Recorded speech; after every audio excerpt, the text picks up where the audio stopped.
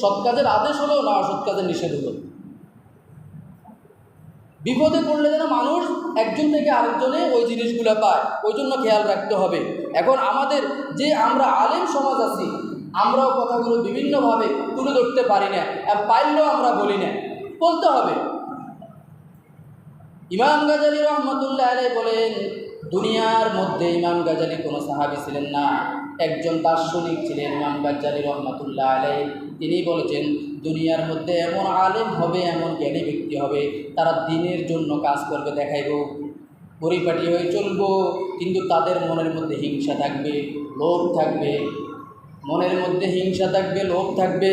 বলা হয়েছে দুনিয়া প্রত্যাশী লোভে আলেমের ভূমিকা হলো শয়তানের চেয়েও জঘন্যতম।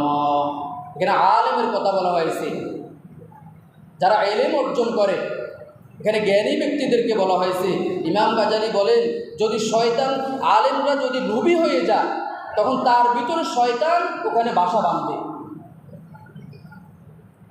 লোভী হয়ে গেলে ওখানে শয়তান কি বাসা বাঁধবে। এই জন্য আমরা চেষ্টা করব যে আমরা সুন্দরভাবে চলার জন্য আমরা চেষ্টা করব। শেখ সাদি রহমতুল্লাহ আলাইহি বলেছেন যে অত্যাচারী চিরদিন জীবিত থাকে না, কিন্তু তার অভিশাপটা চিরদিন জীবিত থাকে। অত্যাচারী যারা, অত্যাচারী বাদশা যারা, তারা চিরদিন জীবিত থাকবে না, কিন্তু তাদের অভিশাপটা চিরদিন জীবিত থাকবে। এখন আমরা এই কাজগুলো আমরা করতেছি, এখন আমাদের বাঁচার উপায় কি? আমরা বাঁচতে হবে। সমাজ থেকে শুরু করে রাষ্ট্র পর্যন্ত পুরো পৃথিবীর মধ্যে আমরা মুসলমান ইমানদারেরা আমরা যে কাজগুলো করতেছি, আমাদের থেকে তারা দেখে দেখে ইহুদি খ্রিস্টানেরা কাজ করবে, কিন্তু আমরা এখন যে কাজগুলো করতেছি, এখন এগুলো করতে করতে ইহুদিরা, ওরা তো একজন ইমানদার, ওনাদের নবী, আমাদের নবী সম্পর্কে তারা বিদ্রুপ করতে তারা কষ্ট লাগে, তারা করে না, কিন্তু আমাদের মুসলমান ইমানদারের নামদারি অনেক সময় আমরা দেখতেছি ওরাই বিদ্রুপ করে, ওদেরকে চড়ানো, ওদেরকে আবার বিভিন্ন ধরনের কলা কৌশল দিয়ে এরকম কথাগুলো তুলে ধরে। এগুলো থেকে আমরা বাঁচতে হবে এবং আমাদের থেকে তারা যেন শিখে।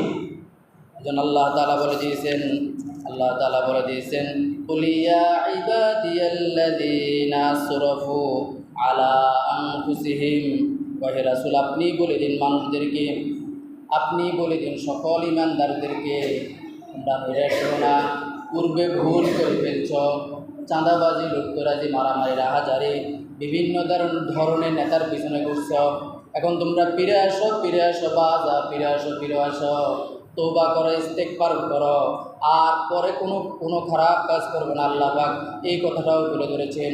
নৈরাশ হওয়ার কোনো কারণ নাই, আল্লাহর রহমতের ভান্ডার এত বেশি, নৈরাশ হওয়ার কোনো কারণ নাই। নৈরাশ হওয়া যাবে না যে পূর্বে করে ফেলছি, না জানা সত্য করে ফেলছি, আল্লাহ আপনি আমাদেরকে মাফ করে দেন।